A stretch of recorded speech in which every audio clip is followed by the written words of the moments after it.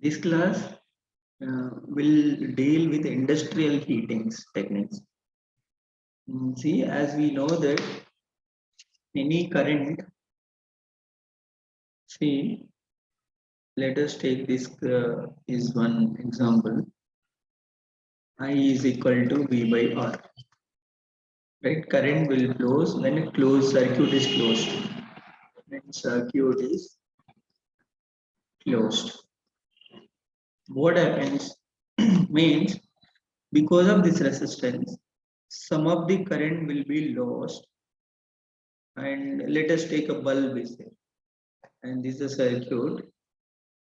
And here one bulb will be there. This bulb, and here the supply voltage is given. And this supply, because of this supply voltage, and this bulb will glow, it gives us some light energy as well as some heat energy also.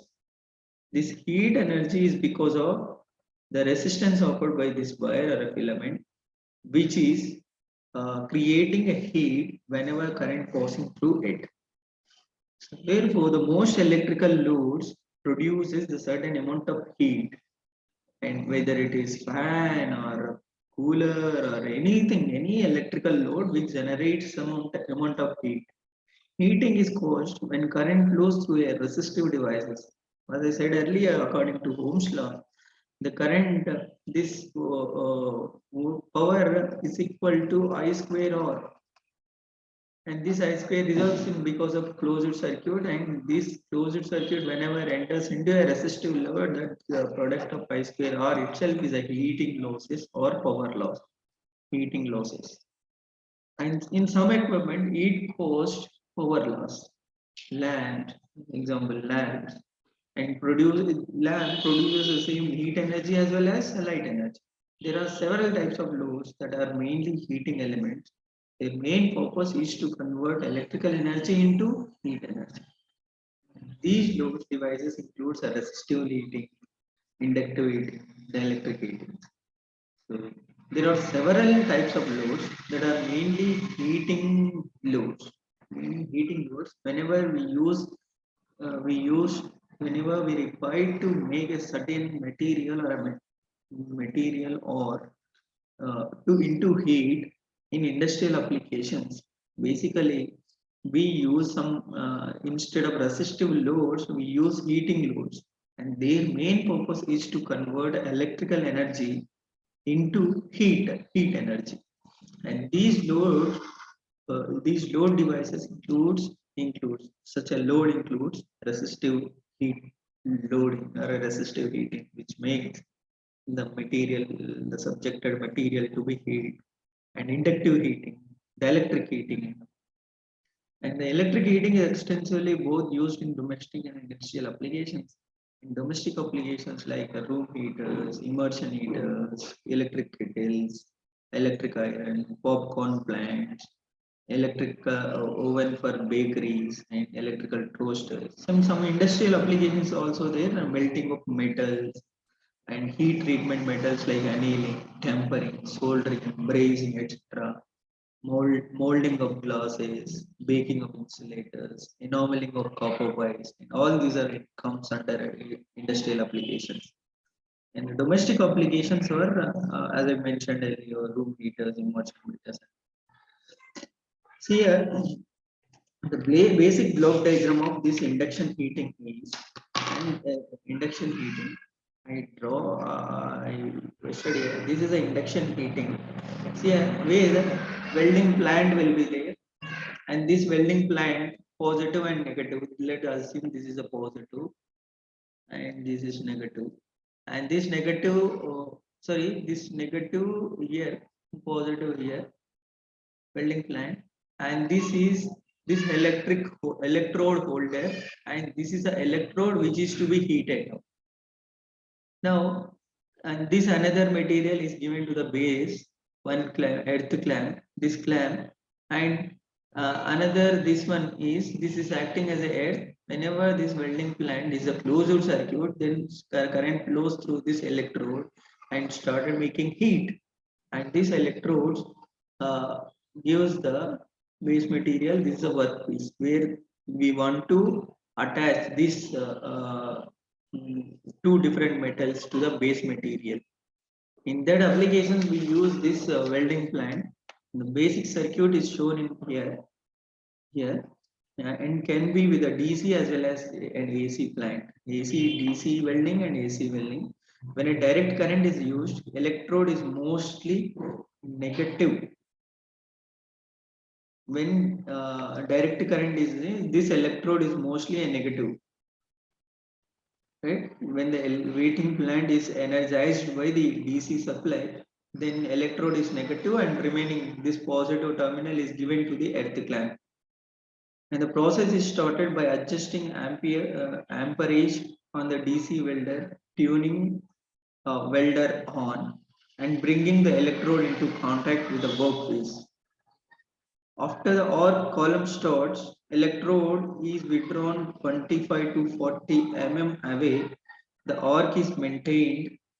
Arc is maintained at this distance, and the arc can be extinguished by simply removing the electrode from workpiece completely. The only function of this carbon arc is to supply heat to the base material, and this heat is used to melt the base material and filler rod, obtaining fusion weld depending on the type and size of electrodes. Maximum current value ranges from 15 amperes to 600 amperes for single electrode carbon arc welding. And here is a base material which is to be attached, and this arc electrode with the heat will be produced on a base material to attach with another different materials. Next one is the classification comes under induction heating methods. The classifications are here. This broadly classified into power frequency heating and high frequency heating. In power frequency heating, the resistive heating and arc heating will be there. And again, resistive heating, direct resistive heating, and indirect resistive heating. And arc heating, direct arc heating, and indirect. Whereas high frequency heatings, there are three different types: is induction heating, dielectric heating, and infrared heating. And these are broad classification of industrial heating methods. And basically, they are broadly classified into high frequency heating methods, and power frequency heating methods. In high frequency heating, and heat transfer takes place inside the material. High frequency heating, what happens is the heat transfer takes place inside the material, whereas here the heat transfer rate is much as 10,000 watts per centimeter square, which is very useful for high speed production. High frequency heating can be applied to the ferromagnetic heating on non-magnetic materials and insulating materials. High frequency heating is divided into induction heating and the electric heating. And we'll see the first induction heating, how the induction heating works. As the name itself suggests, that induction heating is based on the principle of Faraday's law of electromagnetic induction. When AC is made to flow through the coil, here when AC current is made through the coil, whenever this coil is wounded on this work coil, whenever current flows, then magnetic field will be produced by these coils. And since the current reverses on alternate, flux will also change in flux induced voltage within the workpiece. The voltage induced is given by, according to the Faraday's law of electromagnetic induction, E is equal to minus d phi by dt. This induced voltage will cause large eddy current to flow through the metal. This induced voltage will cause large eddy current through the metal. When eddy current passes through the the resistance offered by the metal job workpiece, and this will generate heat. In this way, eddy currents produce heat through induction. And the workpiece is a magnetic material along with heat generated by eddy currents. Heat is produced through the hysteresis loss also, but heat produced due to hysteresis loss is very small and considered as a negligible. And induction heating can be used only for conducting materials. Induction heating will be used only for conducting materials. So basically, this is very simple. According to the Faraday's law of electromagnetic induction, whenever current flows through the coil, magnetic field will be produced. Magnetic field, whenever this magnetic field cut by this work coil, induced voltage will be induced in it. Because of this voltage, eddy current losses flows through the metal. Whenever eddy current losses flows through the resistive material, resistance offered by the metal, both are combined. So therefore, heat will be generated. And uh, this heat technique will be used only for a conductive materials only.